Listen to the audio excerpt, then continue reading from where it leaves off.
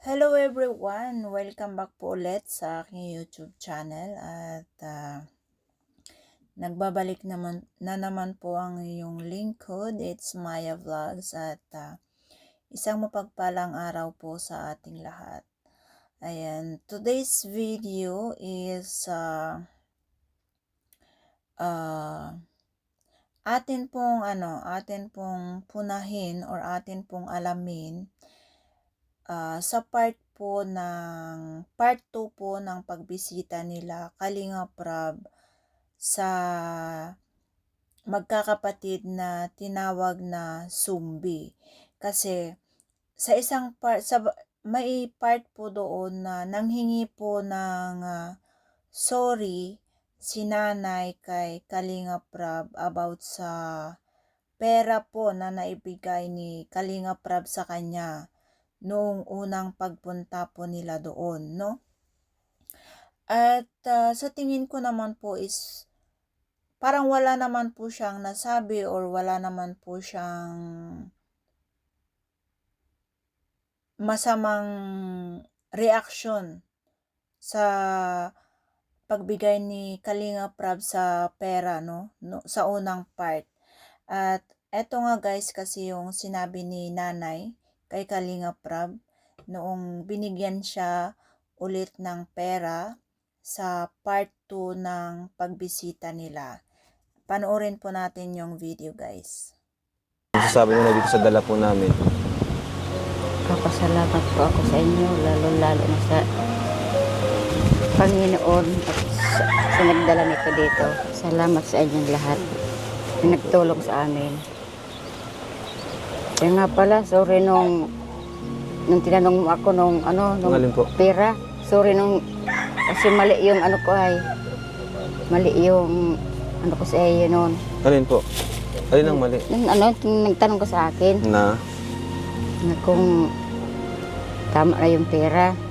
Sorry noon. bakit? Yata ang salita ko. Di naman wala naman ako nakita mali doon. Ano pong ginawa niyo pala dun sa pera na Nagano kayo? Nagbili ako ng karne para naman meron silang pang-ulam. Tapos isda. Yung iba na andyan, di ko naman kinikibo. Guys, no, napanood natin ay naghingi po siya ng sorry, no? Tungkol doon sa nakaraan. Sa pagkakaalam ko is wala naman po siyang ibang nasabi or wala naman po siyang sinabi noong inabutan siya ni Kalinga Prab noong nakaraan. Pero eto, panoorin po natin yung video noong nakaraan at alamin po natin kung meron bang nasabi or meron ba siyang nasabi guys. At eto, dito natin malalaman kung may mali nga ba siya o wala. At sabi naman po ni Kalinga Prab na wala naman pong mali na sinabi niya noong nakaraan. Eto, panoorin po natin yung video sa first part po or sa first visit po nila sa kanila.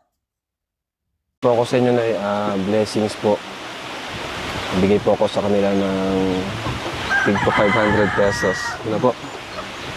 Anong bibili nila dyan sa tingin mo? Pagkain? Bakit pagkain? Ngayon bibigay din ako sa iyo. Nay, para sa inyo po.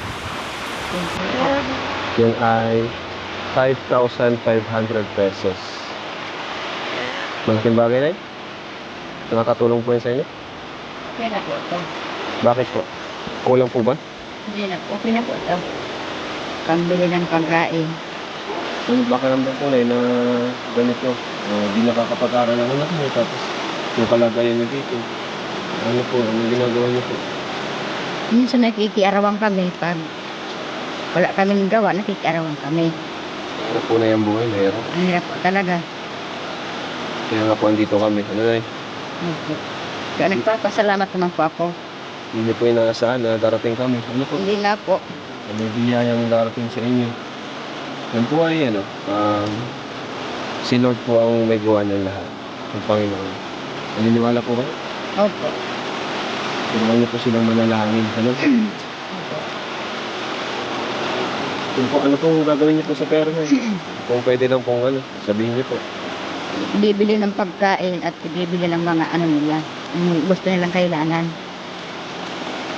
tulad ng damit, inilas, ibibili sa kanila. At ayan guys, napanood natin yung part 1. Yung part 1 ng pagbisita nila at pagbigay ni Kalingap Prab sa kanya ng pera, no? Wala naman po siyang nasabi doon na mali guys, di ba? Ano ba sa tingin nyo guys ang nasabi ni nanay doon na mali? Sa akin po is wala naman po siyang nasabi na mali doon, ano? Pero siguro sa isip-isip niya nung umalis siguro si Kalingap Prab ay nag-iisip siya siguro kung ano ba yung nasabi niya pagkatanggap niya ng pera, no? Dahil nagtanong po si Kalingap Prab kung aanhin niya yung pera, ayun, nasagot naman po niya ng mabuti, di ba? Narinig niyo naman po yung sagot niya. Kung tama o mali is tama naman po yung pagsagot niya na paggagamitan niya sa pera, ano? At hindi naman po yun big deal para kay Kalingap Prab kasi syempre, yung sinabi ni nanay na pambili ng tsinelas, mga gamit ng mga bata is normal lang po yun kasi gusto rin po ni nanay na magkaroon po sila ng bagong gamit or maranasan din po siguro ng kanyang mga anak na magkaroon ng bagong gamit. Kaya yun po siguro yung naisagot niya. Baka akala niya is big deal po yun or ayaw po ni Kalingap Prab yun. Baka yun po yung pinanghingi niya ng tawad kay Kalingap Prab. Para sa aking opinion is parang yun po siguro yung ihiningi niya po ng tawad.